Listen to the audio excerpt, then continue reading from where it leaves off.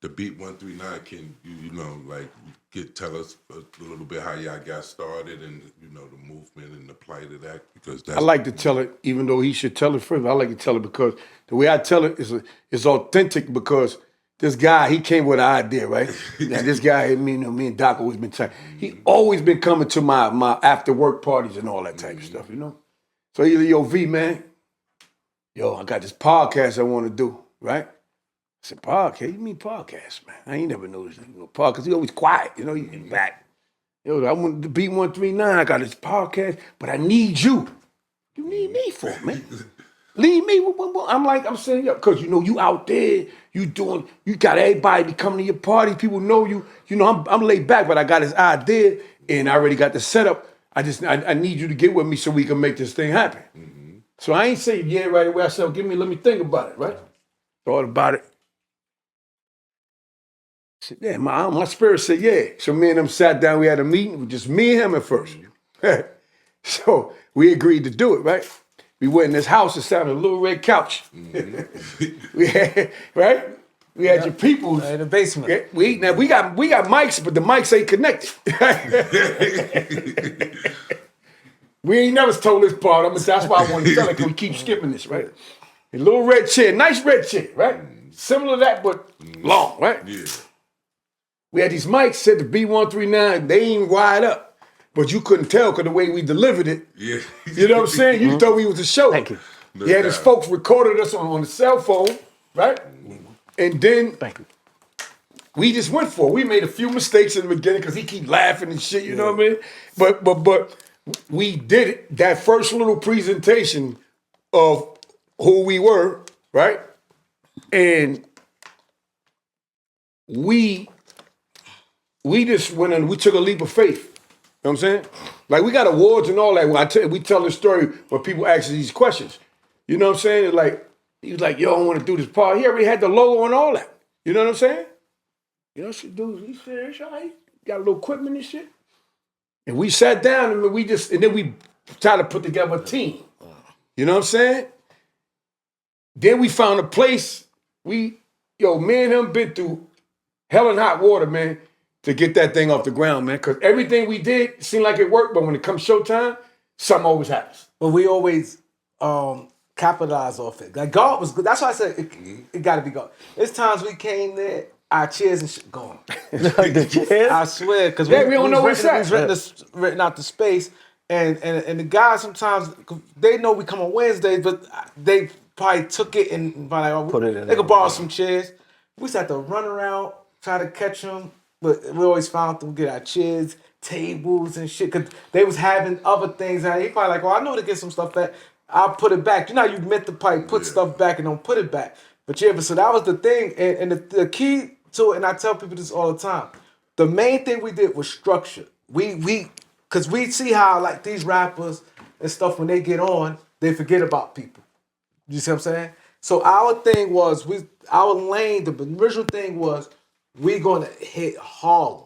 Cause you have to have love from where you from first. Your home, yeah. Have your home first. You can't so we focusing on Harlem, and we said, yo, people striving for success where we just not gonna do the popping people. We could get anybody.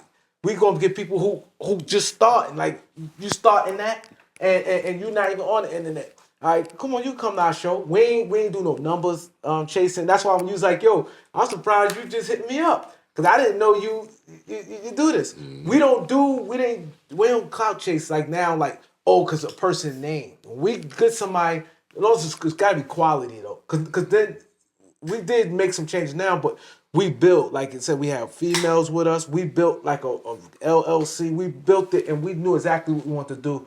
And we just stuck with the game plan. We just stuck with it. Yeah, so to add on to what he's saying, right? We have a business plan. Business plan, yeah. A whole business plan. You can't run a business without a plan. We have a business plan. We structure. We used to have tests. We used to have questions for every guest. Like, we had sheets like you see on the news. Mm-hmm. Every time we had a guest, he had his papers. I got my papers. And our co-hosts had the papers. And we asked questions off the papers, right? So we got to the point where we felt we didn't really need it. We just do our homework. So we always ask for your bio to do our homework. But we trained ourselves because we had somebody writing it, right?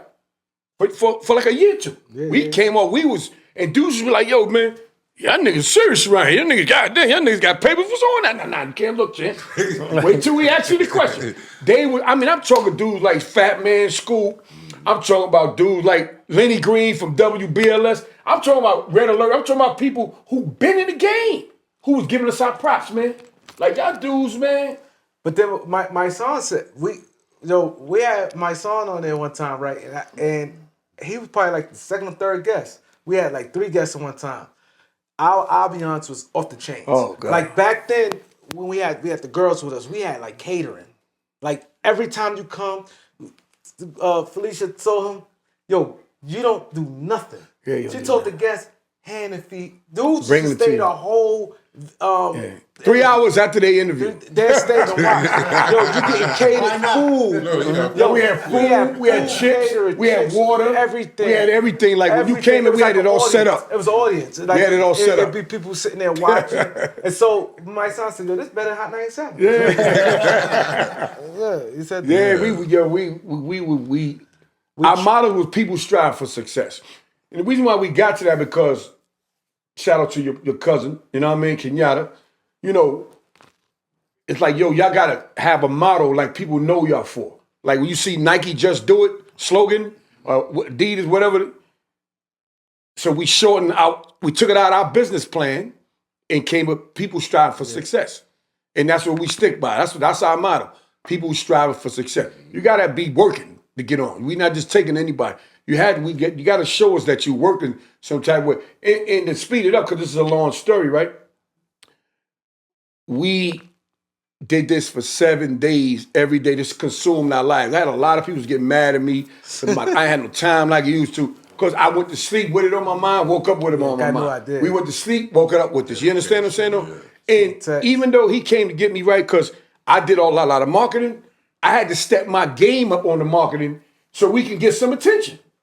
He'd tell you, he'd be looking on like, damn, man. So we had a couple guys say, yo, you know why I came on the show? Yo, because the way y'all see y'all be doing that marketing, he's like, yeah, he says, my man, feet over there. He's 7 days, but he told you, people was giving us compliments that we was like, damn, we doing it, but just to hear it made us feel good. So we knew we was on. We going and we crash an event and we weren't even invited, man.